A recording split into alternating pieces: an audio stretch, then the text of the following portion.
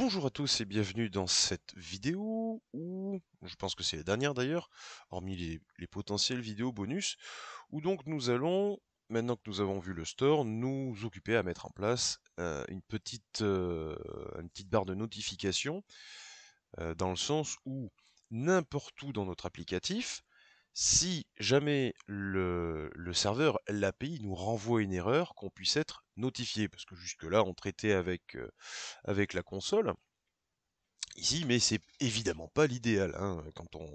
Quand on fait notre applicatif, il faut qu'il y ait un petit message qui s'affiche.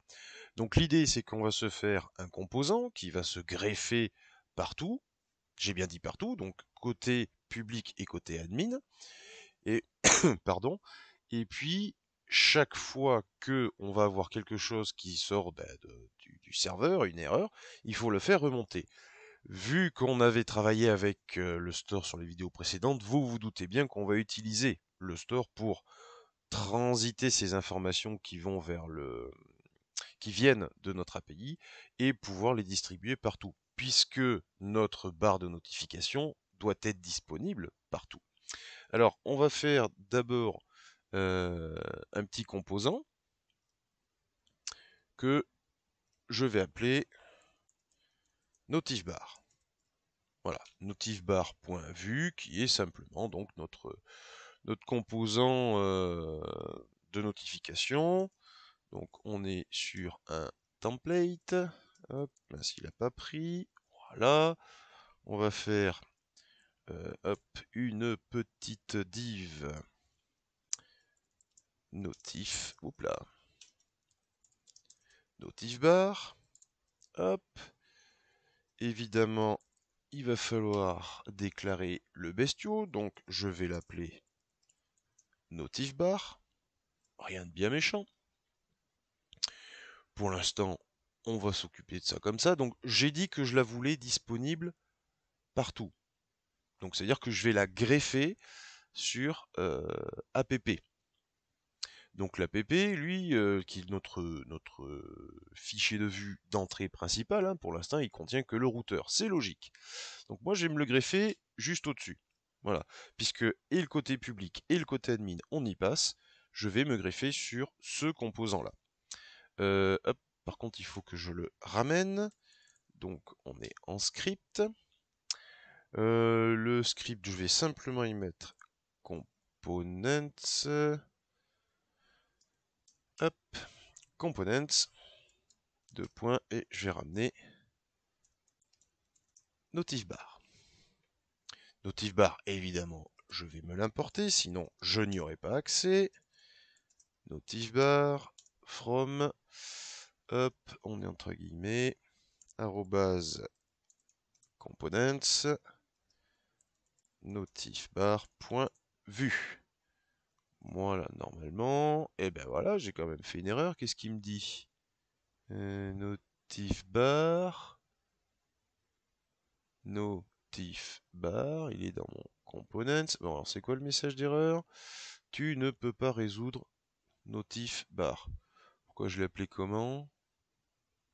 Bah, t'es idiot ou c'est moi aujourd'hui? Attendez, je vous reprends. Bon, alors pour une raison XY, là sur celle-là, je l'ai pas compris. J'ai réécrit le bloc script et ça fonctionne. Bon, on va pas chercher à comprendre. Il y a des fois, attention, on est encore dans un monde de dev, c'est pas du 100%, ben, on bataille pas. J'ai tout effacé, j'ai tout réécrit et ça a fonctionné. Donc bon, why not? Ici donc on a notre script avec l'appel du composant et désormais maintenant, normalement, je peux me le greffer. Et là, voilà, il dit plus rien, et on a notre notifbar qui est ici. Si je vais dans la partie admin, elle est toujours ici. Ok. Voilà, donc là on a notre composant généraliste qui va pouvoir être déclenché où on veut. Alors, je vais évidemment y mettre un peu de style parce que c'est pas du tout l'idée qu'il soit posé comme ça sans trop de style. Donc déjà, on va le complexifier un tout petit peu. Hop, alors j'ai préparé le composant.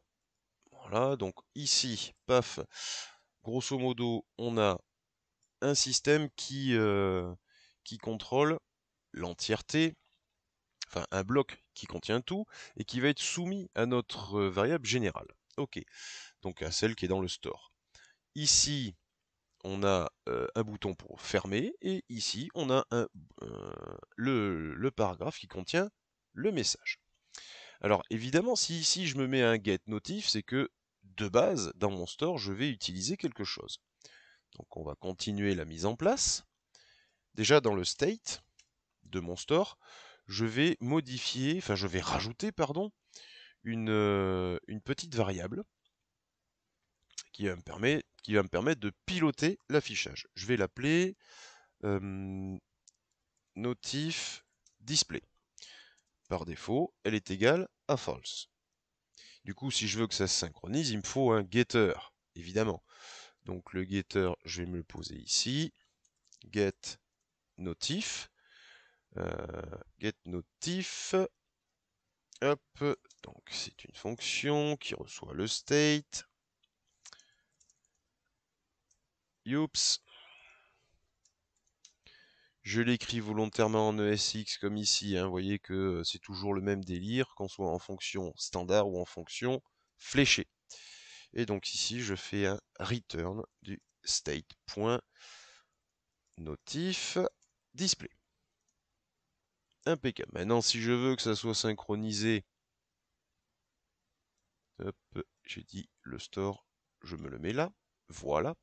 Si je veux que ça soit synchronisé avec ma barre de notification, évidemment, il faut que je l'appelle. On va pas se prendre la tête, on va utiliser les fonctions magiques, entre guillemets. Donc là, je vais faire le map getters.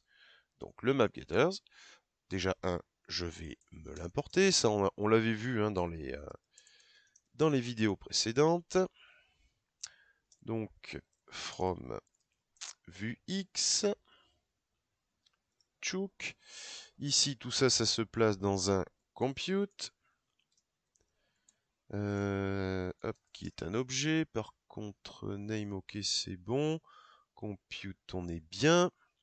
Tac. Map. Donc, c'est une fonction qui va recevoir un tableau dans lequel je vais y passer mon getNotif. Voilà. Donc, lui, il va synchroniser la variable notifDisplay avec le VIF. Donc, si elle est égale à false, ça affiche le bloc. Si elle n'est pas égale à false, pardon, si elle est égale à false, ça cache le bloc. Si elle est égale à true, ça affiche le bloc. Alors on va vérifier ça de suite. Je repars ici. Donc là j'ai mon notif display qui est à false. On ne voit pas d'éléments. Et si je le passe à true, on voit bien mon bloc qui se met en place. On va y apporter un peu de style quand même. Hop. Tac. Donc j'ai dit que j'avais l'idée notif CTN, donc le conteneur global de tout ça.